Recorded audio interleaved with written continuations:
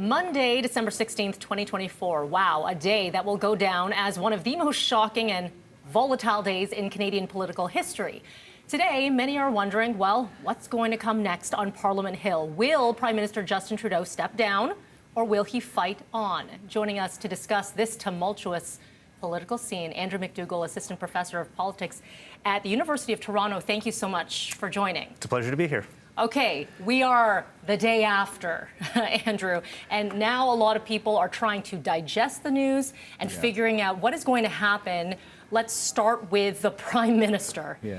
Calls are growing louder and louder for him to resign from the NDP, from Pierre Poilievre, but also internally. We've heard some MPs now making their voices heard.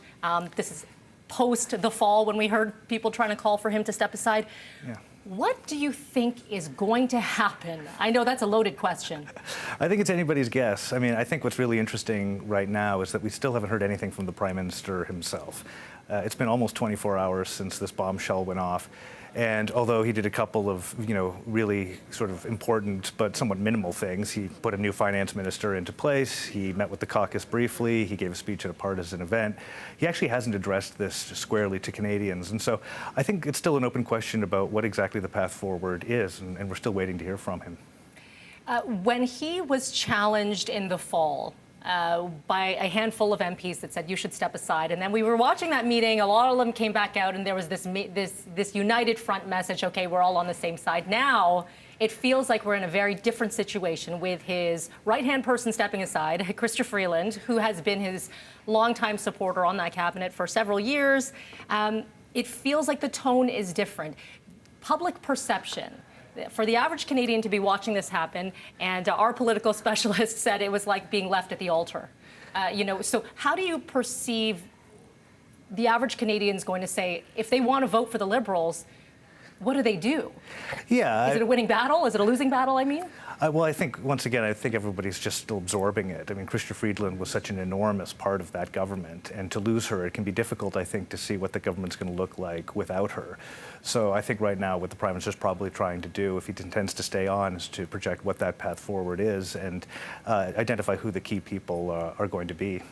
Have you seen something like this happen? And this is very different because our mechanisms in Canadian politics for a Prime Minister to be basically taken down are very different from other countries. Yeah, it's really interesting. I mean, it's a reminder of how difficult it is to remove a sitting Prime Minister in Canada. And that's in contrast to a lot of our other countries with similar systems of government. I mean, the British, we've seen over the last couple of years, have gone through many Prime Ministers. And this is no stranger to them. The Australians also have their famous spill for Prime Ministers. They have mechanisms for this. And we've even just recently, Canadians will know, seen how the Democrats removed Joe Biden when they felt that that he wasn't going to be able to win the election and tried to find a new leader. But in Canada, we really don't have a tradition of that. And it still very much is, a lot of these events are still very much in the Prime Minister's control about when, if at all, he's going to go. They're set to go on winter break after today, and everyone's trying to figure out that next path. We've heard from NDP leader Jagmeet Singh say all options are on the table. Looking into the new year, they could have a non-confidence vote, and that would trigger an election. Do you think Canadians want to head to the polls immediately?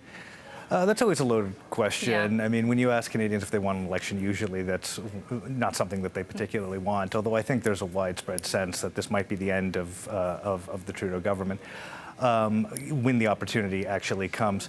The timing on that, I think, is still very much up in the air. There is the possibility that we'll have a non-confidence vote before the next election. And there seems right now to be a lot of energy for one. But in a way, this also kind of reminds me of the prorogation crisis of 2008, when the opposition said that they were absolutely bound and determined to bring down the Harper government. Harper then, of course, had asked for prorogation and got it. And then about 6 weeks later, all of that energy had evaporated, and there wasn't actually a defeat of that government. So we'll see. We'll see where we are in a couple of weeks if the Prime Minister decides to stay on until then. A lot can happen in the next few weeks. Andrew McDougall with the University of Toronto, appreciate your time. Thank you. Always a pleasure.